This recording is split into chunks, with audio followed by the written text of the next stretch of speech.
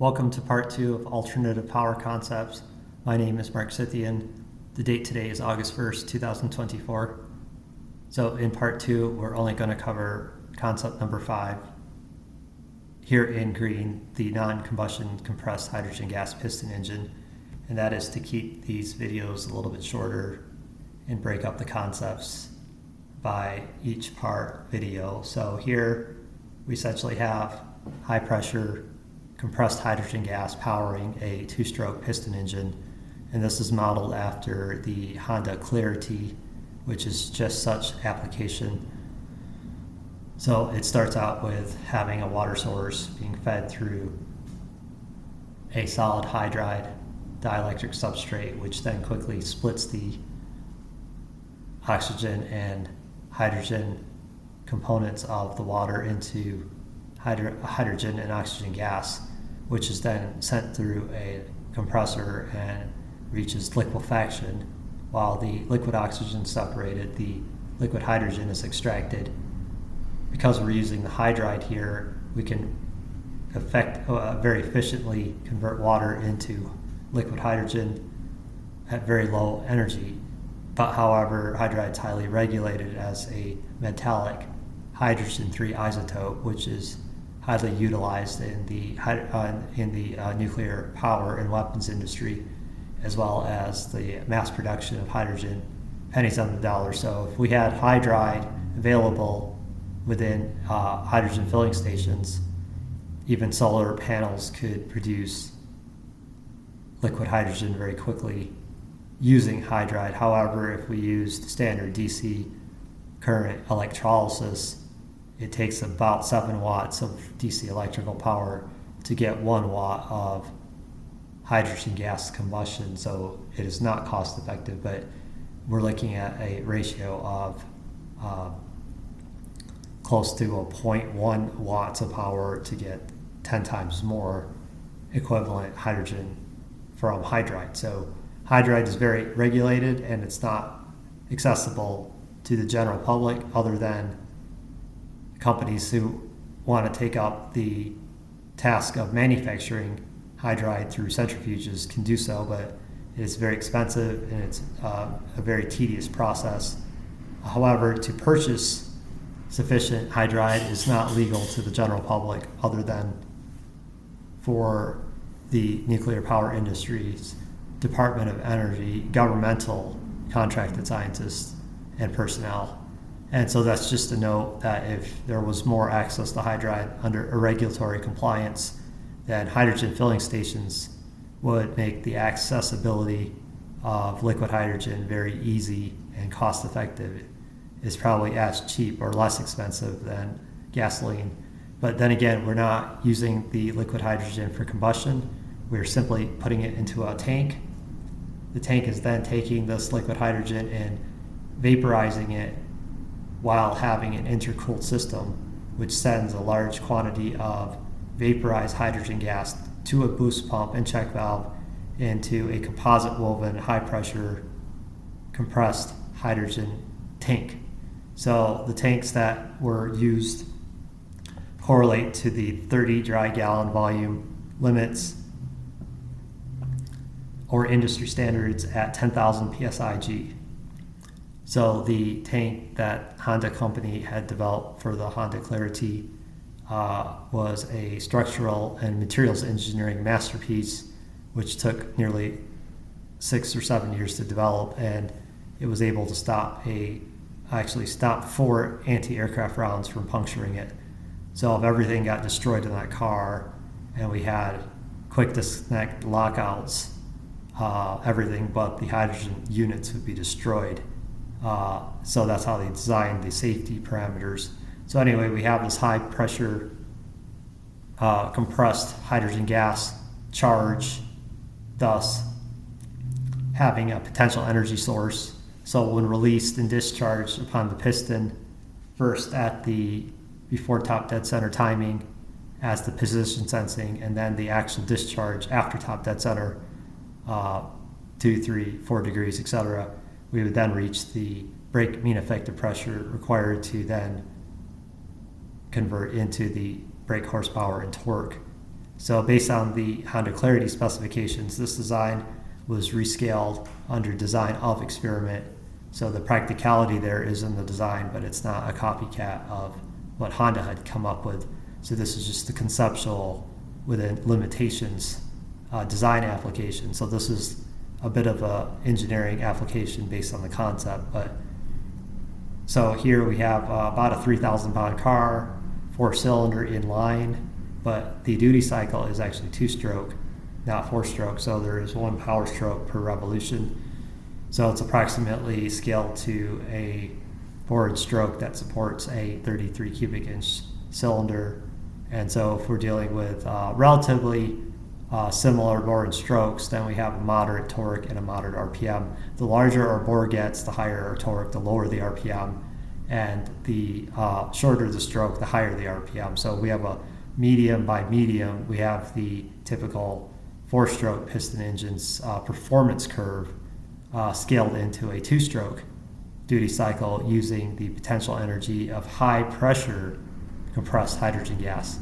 But it's very tedious to actually pressurize a tank with hydrogen, but it's easier to just take the liquid hydrogen and send it through vaporization and then shoot it with a boost pump to reach this high pressure, this high gauge pressure limit in a relatively large volume. So we have the pressure and the volume. And so the safety hazard in doing so is, one, we cannot have any oxygen entering that tank. It has to be inerted. So it's more than the structures, but it's also the valve and solenoid systems have to inert or charge out any type of oxygen that could enter the tank. And then 2, we would have also a heat exchanger around the tank to remove the heat while not causing the pressure to drop. So a lot of that heat could also be used for air conditioning and to distribute thermal energy elsewhere where it's needed. So we have to have an intercooling system on the vaporizer end as well as the heat exchanger on the charge tank end. So they have to communicate back and forth. There has to be a certain amount of boost and relief going on simultaneously. So that can be computer controlled.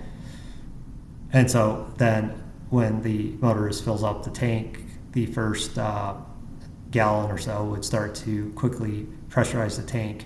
And this would allow for at least 10 to 30 minutes of driving.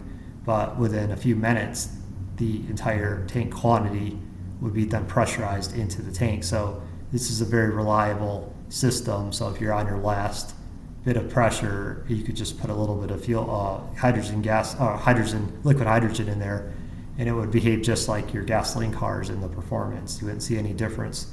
So that is the design consideration, the ergonomics, and the practicality along with the safety.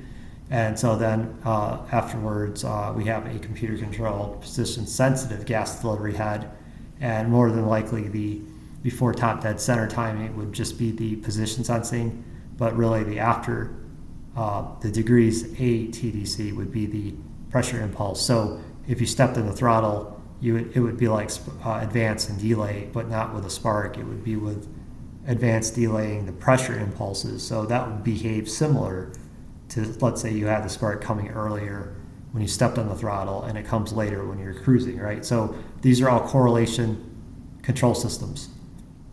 Okay, so we take a typical car that this would power, 3,000 pounds, it's an inline 4-cylinder, 2-stroke duty cycle, a pretty even balance between torque and RPM, so the bore and stroke is about kind of equal almost. And then we have about 33 cubic inches. Not that the actual displacement for compression sakes matters, because we're not using compression to vaporize liquid fuel into a pure gas so we can ignite it. But the consideration is that we have enough of a stroke to then regulate the RPM, and we have enough of a bore to then correlate the torque we need to make this practical for automotive applications, that is lighter cars. And so the correlation with the fact that we don't have to heat the block, and then we are not using much more power to compress the gas into, or compress the liquefied crude hydrocarbon fuel into a gas. So the compression stroke on a combustion engine is there to vaporize the liquid fuel into a pure gas, because we cannot burn a liquid fuel in an engine. It goes in hydraulically, or it goes in as a non-combustible. Only when it undergoes compression, it is then using heat of vaporization to then turn the liquid fuel into a pure gas so that it can be set up for combustion. But we're not dealing with that in the high pressure compressed hydrogen gas application. So we would only account for the displacement as a function of the bore and stroke, torque, and RPM. So then we have a gas powered, or we call it like a pneumatic type of piston engine.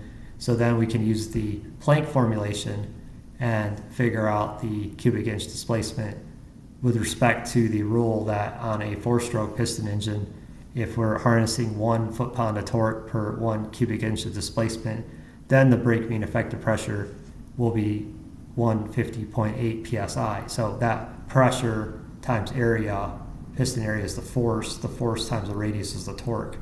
So we can figure all that out based on knowing the 4-stroke BMEP relationship between torque and actual volumetric displacement.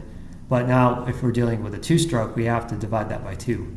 So if we're getting 1 foot-pound of torque for every 1 cubic inch of volumetric displacement, not necessarily for compression or anything, then it's half that. It's 1 foot-pound of torque to 1 cubic inch displacement is 75.4 psi. So based on that ratio, we're able to then solve with the Planck equation to the scaling factor of a competitive model of Honda Clarity, and then we get the following output and torque curves that are approximated to the industry as a correlating scaled factor DOE, design of experiment. So it's approximately for a 3,000 pound car, including aerodynamic drag and the tire rolling resistance, we'll need a peak torque for max throttle, max acceleration of 227 foot-pounds at 7,400 RPM. Because we're dealing with a 2-stroke, we're going to need a little bit, about twice the RPM. It's not perfectly twice, but it's close to that. If we're doing a 4-stroke, then it's a little different. So it would be a waste to do a 4-stroke. However, whatever backing pressures we build up. So if you have expansion, vacuum, compression, pressure, these have to be equal and opposite in equality. Equal, otherwise you're going to have the equilibrium is going to be disturbed, and then everything falls apart. We're not going to reach that dynamic equilibrium. So on combustion engines, it's thought that it's just pressure, vaporization of fuel, ignition, but then we have as much vacuum and cooling as we have pressure and heating. And so we have to maintain that. So if we went to a 4-stroke for something like a pressure system, common sense alone says, how are you going to regulate the pressure and vacuum imbalance? You can't. So it has to be 2-stroke, a push every after top dead center as it comes up. And so therefore the RPM is going to be a lot higher. But then again, we could have a we could have a minimization of the BMEP. So this would then translate based on what it takes to keep a car moving with a momentum of about 50 foot-pounds of torque, including efficiency losses, instead of something low like 1,200 or 1,300 for very high torque and BMEP and low RPM. We would have to rescale it to about 2,500 RPM, and so there's going to be a smaller diameter. So that's actually quite normal. It's proportionally scaled. So after that set of iterations and power curve integrations, it comes to about 227 foot-pounds at 7,400 RPM, 50 foot-pounds at 2,500 RPM for cruise. So we can take that and then figure out what kind of potential energy and kinetic runtime we will get. So if we go over first to the left, we have to know that the gas expansion ratio of liquid hydrogen to gaseous hydrogen is 1 to 848. So 1 volume, or 1 US dry, or say 1 US wet gallon of hydrogen, liquid hydrogen, will vaporize into 848 dry gaseous gallons of volume. But we have to be careful that we separate the dry gallon from the wet gallon. So the wet gallon is 3.78 liters, whereas the dry gallon, a gaseous gallon, is 4.4 liters. So we're able to reach these high compression pressure, or these high pressures of compressed hydrogen gas only because the molar mass of hydrogen gas is so low compared to methane, which is 8 times more heavier by molar mass. And so we're able to reach a much higher pressure potential with hydrogen gas. And we wouldn't ever compress methane gas unless we're using combustion, but the methane natural gas is there just as a comparison of what you would do with a gas and how you can get the pressure so high. You could not get the pressure of methane and natural gas as high as you could hydrogen gas. You definitely couldn't get the pressure of air, which has 29 grams per mole. It's much heavier. So air is heavier than methane. Methane is heavier than hydrogen gas. So if you find the lightest gas, hydrogen gas that is 2 grams per mole, you have a much higher pressure potential because of the smaller atomic radii and molar mass. Now, combusting hydrogen gas is problematic because there's never been a valve train developed that can actually seal such a small atomic radii for the diatomic molecular hydrogen gas H2. And for 80 years that everybody's been trying, and the statistical rate of loss of seal always ends up becoming nearly 100%. So, it seems very idealistic to shoot just a standard non-compressed hydrogen gas into the piston and use combustion, but then the valve train will not last very long. And they've tried everything. And so it's not a materials issue, it's a geometry issue. You cannot do this.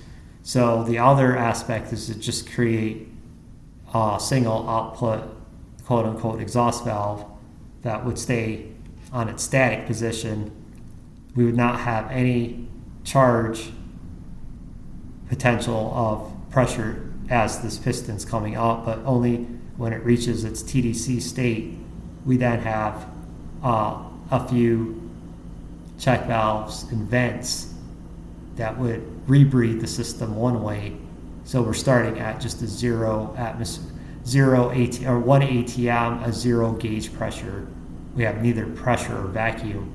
And then as the piston comes down after top dead center, we can shoot our BMEP charge of 28.5 psi, and then we have our pressure times piston area force times radius torque, and then we've matched our BHP and torque rating to maintain our 50 foot-pounds. So it's all here equated, and then any type of variation, advance, delay, etc., be picked up by the computer-controlled position-sensitive gas delivery head, or it would just be a discharge module. That's probably what the part would be called. But this just to be a little more descriptive on the control systems. And so now we have to depend on the potential energy in this tank. So then we move down and we look at hydrogen gas H2. It is an ideal gas.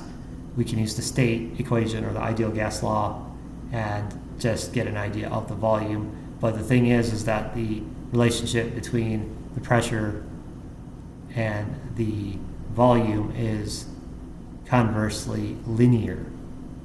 It's inversely or conversely linear.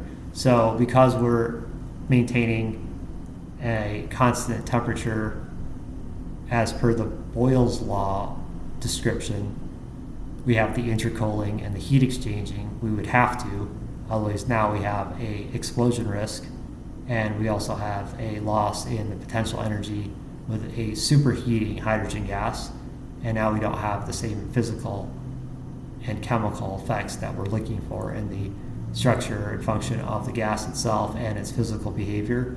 So then this principality can then rely on the intercooling, and then we have a constant temperature in the Kelvin absolute temperature scale.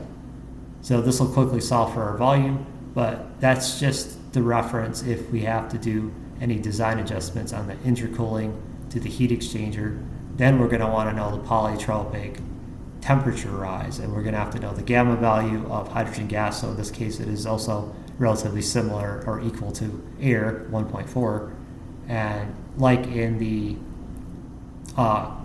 compression heat video, the PR versus CR versus polytropic temporize, that video, that can then be used to scale how much heating is happening from this compressed gas. So it's all about how the intercooler and the heat exchanger communicate with each other to regulate that. So that would have to be a design consideration, and knowing the properties and behavior of these two systems described by the polytropic temporize. So that was put there just for reference. But after solving or resolving that concern, we then have just a simple, conversely linear relationship between pressure and volume. So the next step is just to find the ATMs that 10,000 psi is under 13.5 psi. It's just the 10,000 divided into 13.5. But we would have to take this from absolute terms. So again, 10,000, 13.5, and then we would just multiply that times the number of pascals to psi. So we have 60.04 megapascals absolute. And then the volume, we would just have to be very careful here that the cubic feet to a dry gallon versus the cubic feet of a wet gallon of volume. So a wet gallon is always 0.134 cubic feet, and we know there is 3.78 liters to a wet gallon and 4.4 liters to a dry gallon. So we could take the greater ratio of 4.4 divided into 3.78, 1.16 conversion factor, multiply times the 0.134. So there's actually 0.156 cubic feet to a dry gallon or gaseous gallon, US gallon. So what we have to do is take the 0.156 cubic feet, multiply it times the 32 dry gallons, and then after this we have the total cubic feet in dry volume units. We then find its cube root. This would bring it down into linear feet, and we can divide it into 3.28 and then cube that entire mathematical expression to then compute 0.14 cubic meters is the volume of 32 dry gallons, and that would be 0.14 dry cubic meters. And so therefore we are taking the fixed volume times the final pressure as a product function in the units of absolute pressure, pascals, times the cubic meters volume units, and then we compute approximately 9.7 to about 10 megajoules. So the structural and materials engineering of this tank is extremely critical. And so this has already been developed, and there's a lot of research data for other companies and systems to develop, starting with just this tank. It's going to be really the tank more than anything. All the other components, except maybe the hydride, you'd have to probably use electrolysis and experimental to just test the principle until you get some government clearance to actually have a DOE certified hydrogen filling station. And so that can all be arranged, but this is super practical once the systems, the control systems, are communicating with each other.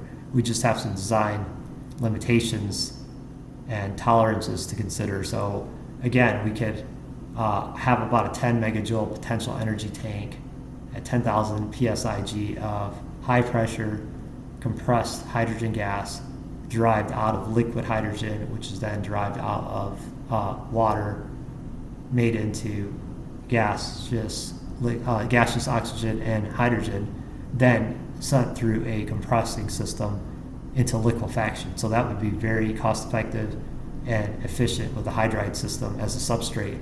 Okay, so now we have converted all of these different aspects from kinetic to potential energy. Now here's the interesting part, is that when we release this high pressure hydrogen gas and we convert it into pressure times piston area to get force on the connecting rod, force times radius is torque. Now we have the BMEP converted into torque and brake horse. We have the BMEP converted into brake horsepower and torque. Those three are the heart of any reciprocating engine, and they are the three that correlate with each other. So after we do this, we have this release of potential to kinetic energy. We have an impulse pressure, then a brake mean effective pressure. So we have all sorts of pressures, but they come down into this distributed mean or average pressure. And now we're moving this piston with respect to its power stroke. And now we're reaching an expansion. So we are relatively higher temperature, but not anywhere near heat of air compression or incendiary temperatures. But we have a rapid cooling and expansion increase in volume. So any way you put it, we're going to have a higher temperature dropping into a lower temperature of the compressed hydrogen gas. And this is then going to bond the hydrogen gas with the 21% oxygen in the air. And this will then form water. So very quickly, as this is cooling, expanding, and going into a vacuum state, we still have a standing thermal load, and that is when this valve will open up and the water vapor would shoot right out. It would be a self-accelerating system while evacuating and being a ventilation system as this piston comes down. Of course, we have a lubrication system as well. And then at the right time, we would have to keep this valve open to evacuate and reach a relatively constant standard temperature and pressure. And then right after this valve closes, we'd have the next power impulse to 28.5 psi, 28.5, yeah. And so this would keep the resonance in motion. We would have a harmonic that builds up, and then we have a smoothly running engine, right? And then everything else could be timed on where that control system advances and delays or advances the pressure solenoid here. And there have to be some respect to telescoping metering pins to then deliver a bit more pressure and volume to keep this kinetic energy kind of constant. But there is a limit. As this pressure drops, there's a little more consideration to a volume function on a telescoping metering pin. So that can all be regulated with a solid state position sensing gas delivery head. We call it computer controlled or transistorized. And so that's all, we have that. It's going to be a lot of programming what goes into this head here. So then lastly, we go into the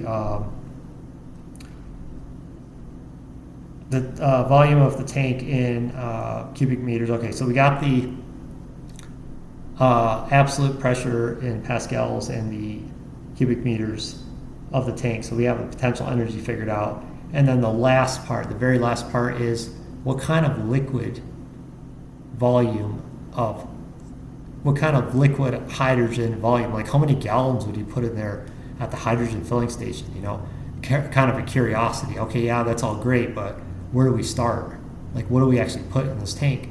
So again, you could take the ratio of 10,000 over 13.5 just to find the ATMs. We're not doing anything with absolute pressure. We just want to find out how many times the pressure is to atmospheric pressure at 10,000 psi. So it's 10,000 divided into 13.5, and then we would simply multiply that times the 0.14 cubic meters, because then that obeys Boyle's law. It is a conversely linear relationship between pressure and volume.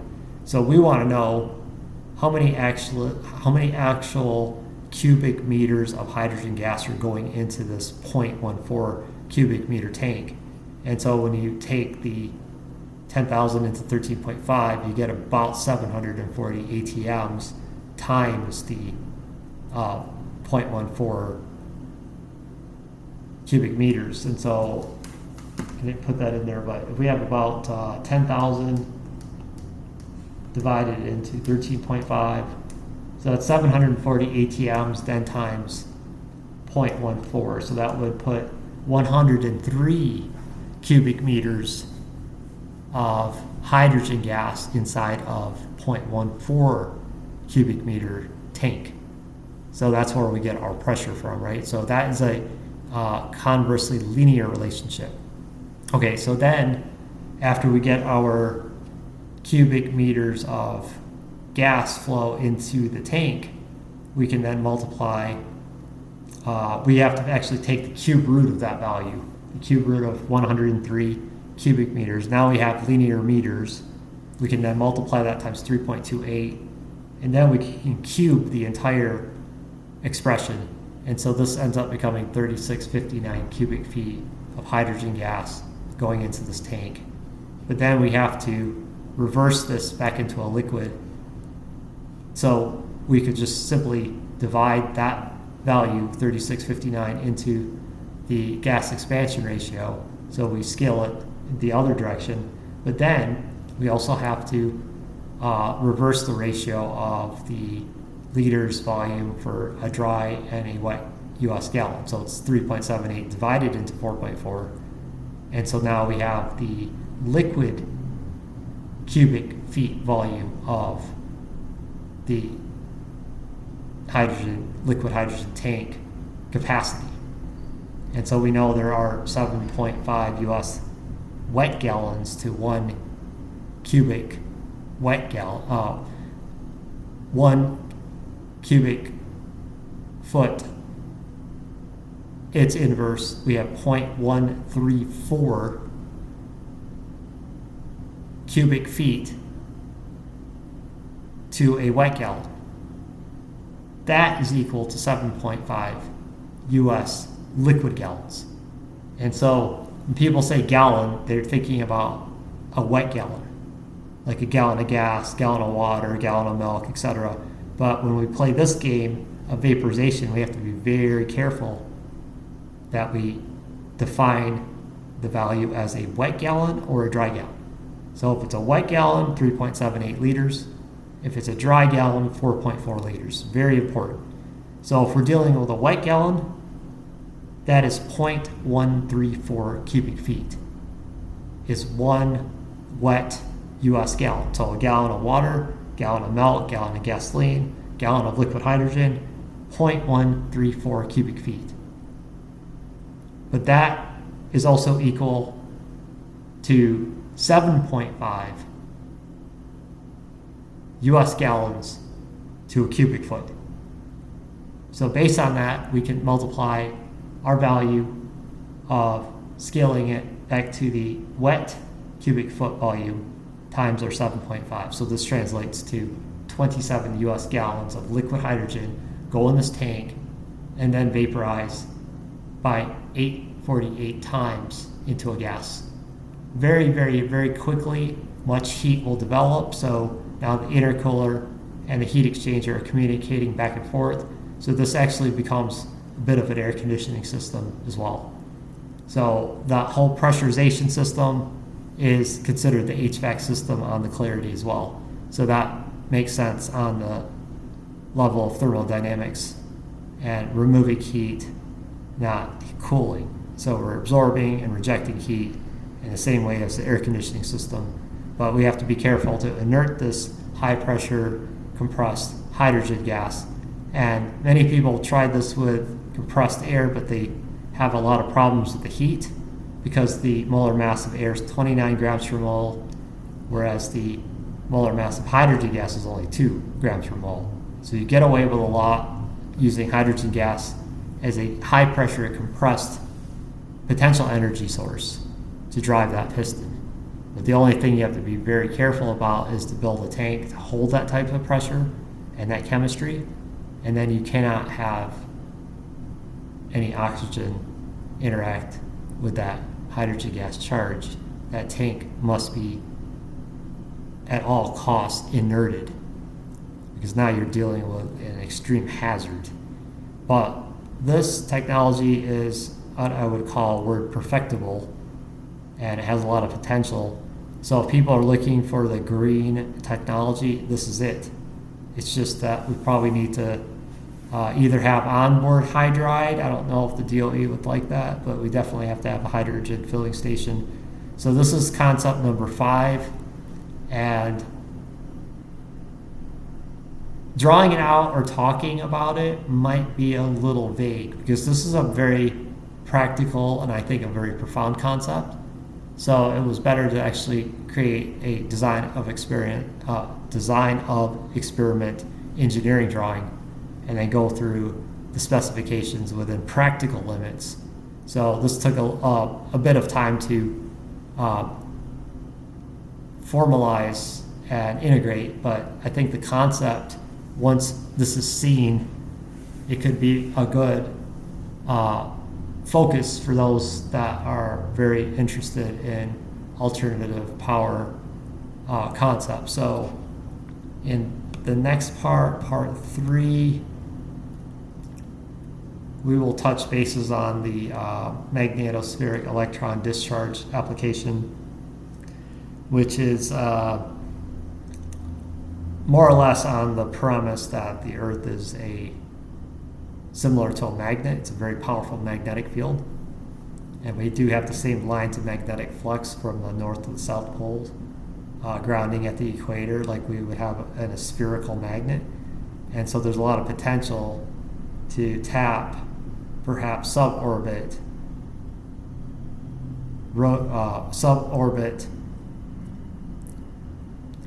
modalities of changing the lines of magnetic flux, but not with respect to the Earth. It's too large. But with respect to something on board, perhaps suborbit satellites functioning as a rotor stator application to the Earth.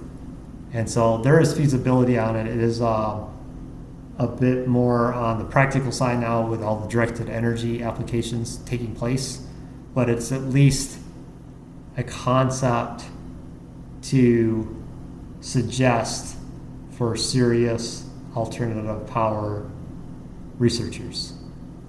And then we have the liquid aluminum battery it's called a liquid aluminum heat sink battery.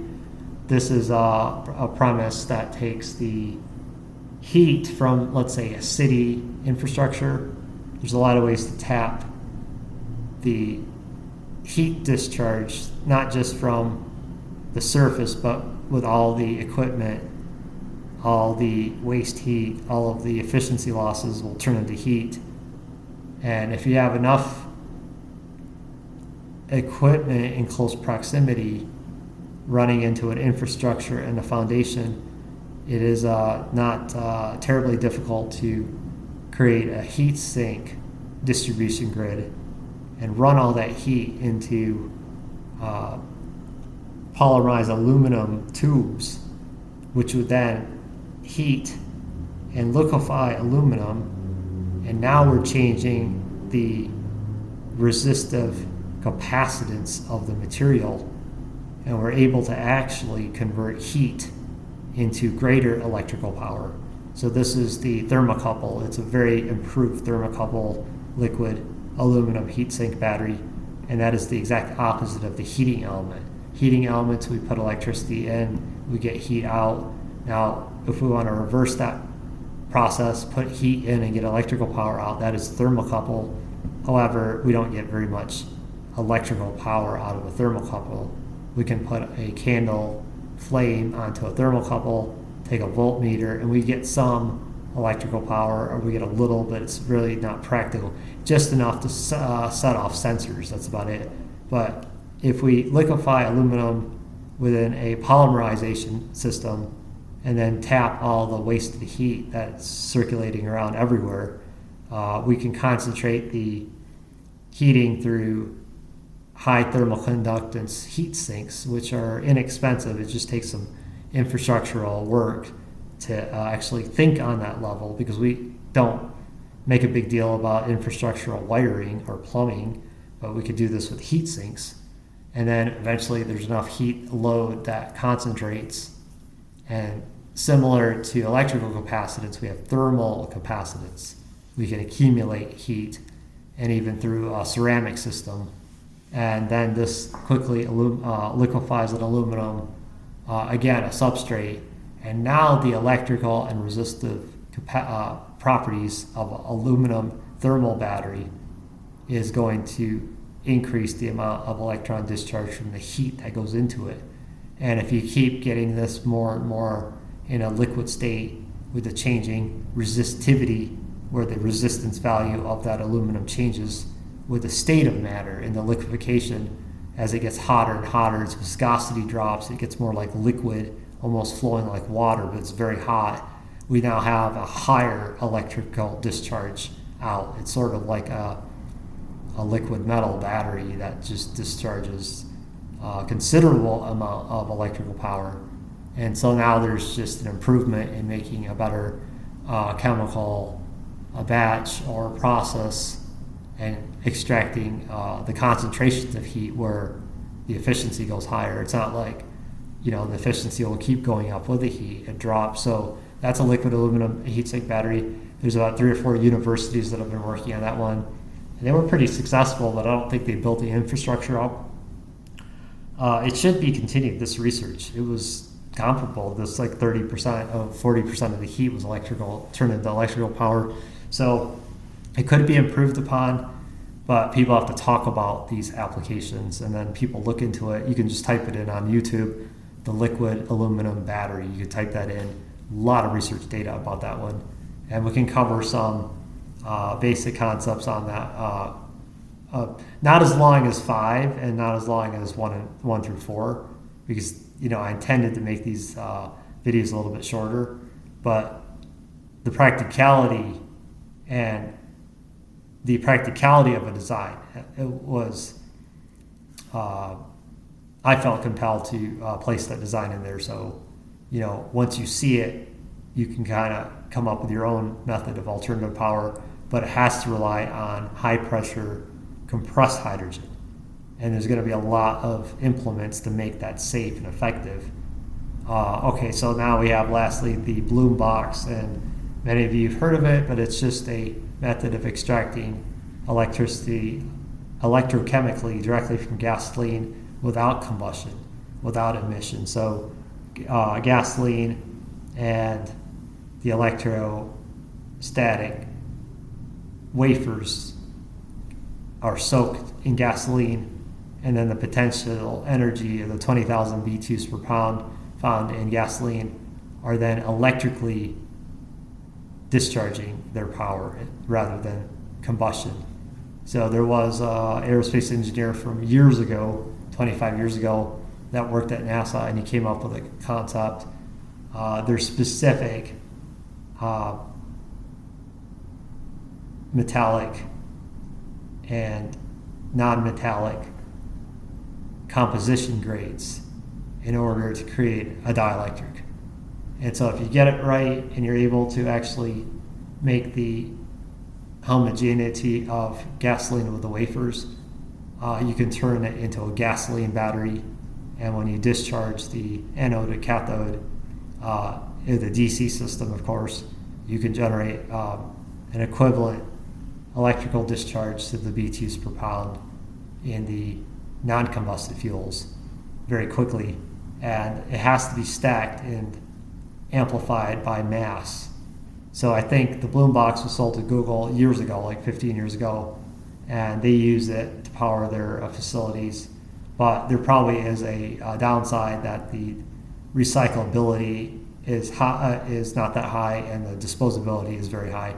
So we don't really hear about the Bloom box much, but future generations could probably improve the polymerization of those dielectric wafers in the likes of taking a very explosive salt like lithium when it's not bonded with chloride and extracting it and polymerizing it with CH chains.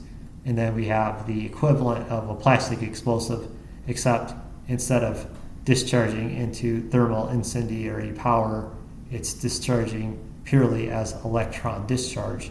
And that's what we call our lithium polymer batteries, because they came out of the explosives and defense military industries and applications. But then they were used for their constant high current and variable voltage applications.